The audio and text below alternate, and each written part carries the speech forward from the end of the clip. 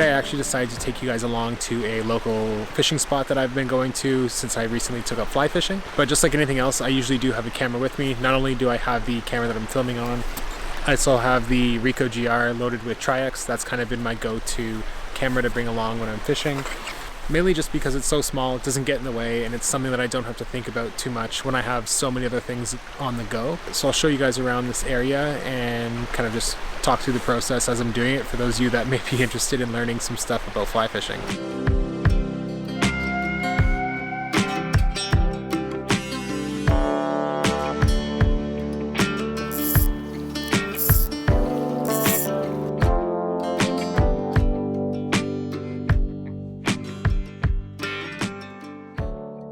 One of the really cool things about getting into fly fishing has actually been discovering the areas that I have around me that I've never really explored to this extent before. It definitely requires a bit of patience. I mean, I took the fly rod way up north and caught a whole bunch of pickerel on one trip, but then when I came back to like southern Ontario, I've yet to catch anything. Fall is like generally a tricky time with the steelhead, especially with the type of fishing that I'm doing right now, which is called swinging. It's a very low percentage game, but it's definitely the one that I enjoy the most, so I'm still kind of determined to catch one that way.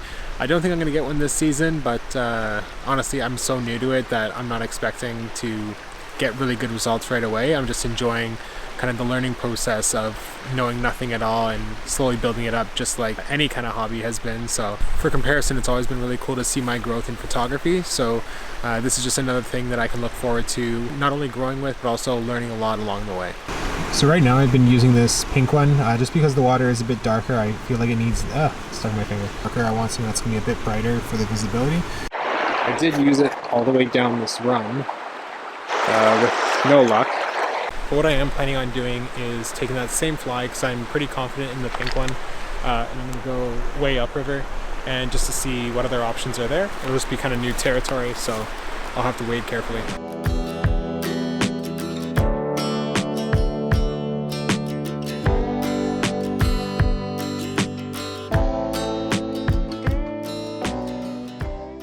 The actual method of fly fishing that I'm doing is called swinging. There's a couple different ways. Probably the most familiar is like a dry fly, where you can see people casting it out on the water with something that'll sit on top and then the fish will come up and get it.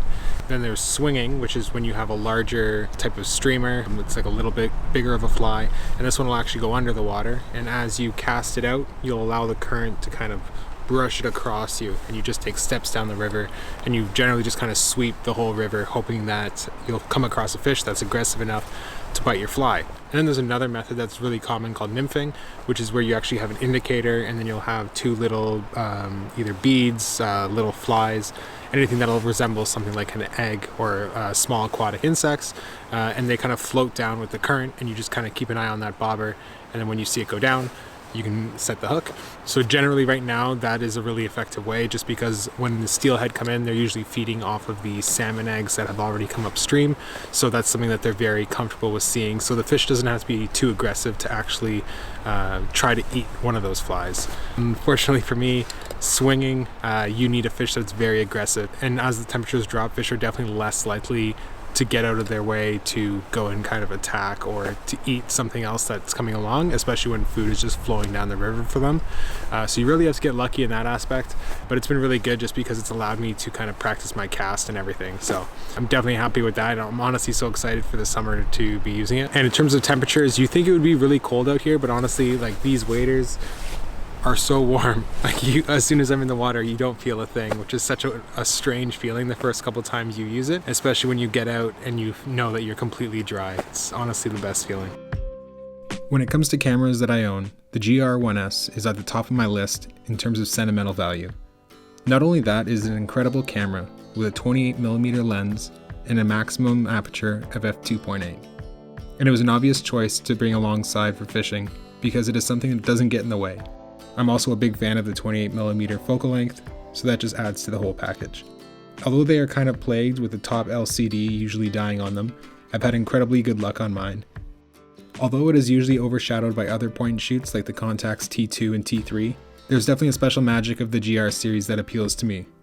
As a photographer, whenever I'm going out to do something, the next thought I usually have is what camera I'm going to bring with me. And the more times that I bring a camera with me when doing other activities, the more I realize the importance of choosing the right one.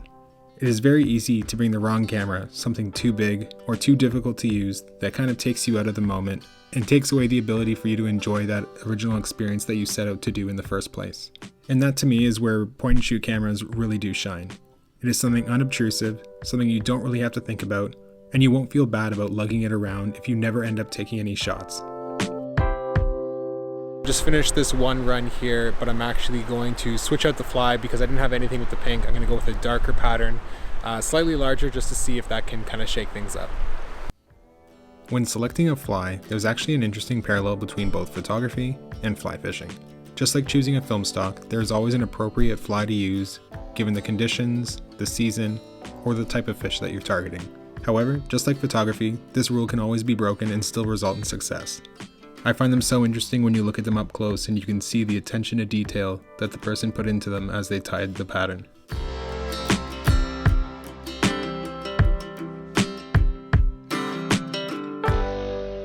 While they're beautiful looking when they're dry, you can see that as soon as they become wet, they don't really look like much. So I just want to give you guys an example of what it looks like once you put these underwater. You can see that the water flows through the feathers and makes it look rather lifelike. Giving it some action with the twitch of a rod, it really does bring it to life. Although this is dark water, you can still see the importance of the colors and the other shiny materials that are added to the fly in order to attract the fish.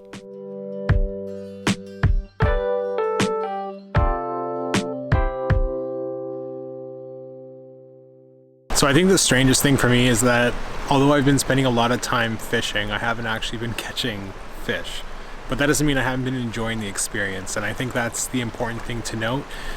I think everyone has their own kind of like escape, and I think that's mine right now. It doesn't really matter if I catch anything, if I even see a fish, but just the fact that I'm kind of getting out there and being able to shut my mind off of other things that are going on in my life is just so soothing and relaxing. But it definitely is rewarding because you definitely tend to explore different parks, different waterways, different rivers, whatever it may be, for the better chance of catching a fish. And these are a lot of areas that I would have never been to otherwise if it wasn't for something like fishing. And even just with how much I've explored of just the Credit River and just the 3 months of fishing is incredible. I'm really excited to see what the next couple of seasons have for me, just because once spring and summer come along, I'm sure there's gonna be other spots that I'm gonna be checking out and new spots that I'm gonna discover, not only just for fishing, but maybe for my photography side of things as well. This run behind me will actually take me right back to where we started when we were first casting into the river. So I think I'm just gonna kind of follow that along, and then once I get to the starting point, I'll kind of call it a day.